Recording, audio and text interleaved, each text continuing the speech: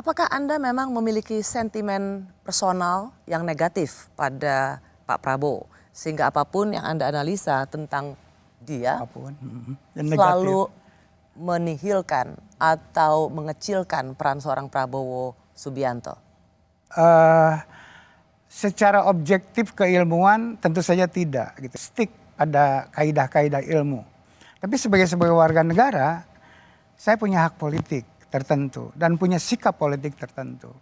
Saya mungkin sejak awal Pak Prabowo mau jadi calon presiden, saya sangat kritis sama Pak Prabowo. Gitu. Karena saya percaya pada trik record yang terjadi pada pemberhentian Pak Prabowo waktu itu. Bagi saya itu adalah catatan yang sangat penting. Saya tidak mau punya presiden dengan track record seperti itu.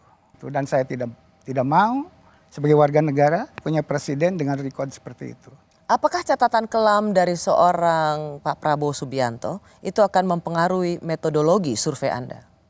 Tidak akan, karena survei itu adalah pertaruhan profesionalisme dan profesionalitas saya gitu ya. Padahal sekarang beda dengan 2014. Kita tahu 2014 Pak Jokowi itu moncer sekali dari sisi survei. Sehingga ya pemilihan wakil presiden itu ya tidak terlalu penting. Tidak terlalu penting. Kalau sekarang tidak ada di antara tiga nama itu tidak ada yang seperti 2014 Pak Jokowi.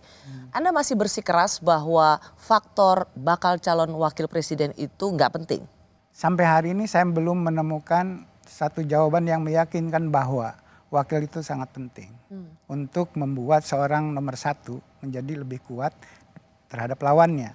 Oleh karena itu sementara kalau ditanya sama saya, apakah wakil itu penting dan wakil yang macam apa? Mungkin saya tidak bisa menjawab dengan meyakinkan. Karena data tidak menunjukkan itu. Demokrat mengatakan bahwa harus diumumkan wakilnya Pak Anies Baswedan. Kalau enggak ya kita harus mengevaluasi lagi. Jadi menurut saya posisi itu menjadi penting bagi partai politik untuk bergain. AHY ingin jadi wakilnya. Ya kan begitu. Nilai politiknya jadi posisi jadi wakil. Kalau tidak diputus-putuskan ini berarti kan Demokrat tidak punya nilai politik yang kuat dalam konteks kontestasi ini. Tradisi kita memutuskan wakil itu injure time. Tuntutan Demokrat itu menjadi sangat penting. Bukan untuk wakil itu penting, bukan. Kita udah melihat orang seperti Pak Ma'ruf Amin, gitu ya. Wakil itu secara konstitusional saja pemenuhan itu. Pencawapresan nama kan banyak, ada 10. Kalau boleh saya sebut, yang ada di media Pak Mahfud sudah masuk namanya, Pak Erick Thohir, Pak Ridwan Kamil, Pak Sandiaga Uno, kemudian ada Pak AHY, ya kan, Pak AHY, Pak Erlangga, ya kan. Kalau bisa saya sebut beberapa nama itu dan semuanya tentu saja mempunyai kelebihan-kelebihan yang nantinya akan dipertimbangkan. Cukup membuat orang banyak GR. Siapa saja pasangan Pak Ganjar banyak disebut. Ada Pak Sandi Uno, Pak Erick Thohir, Pak Ridwan Kamil, termasuk Pak AHY, Pak Mahfud MD. Ini Anda melihat sesuatu yang bisa bikin GR atau GR orang maksudnya? Saya kira itu gimmick politik biasa. Jadi ada yang serius dipikirkan di situ, ada juga itu bagian dari hiburan politik saja menurut saya.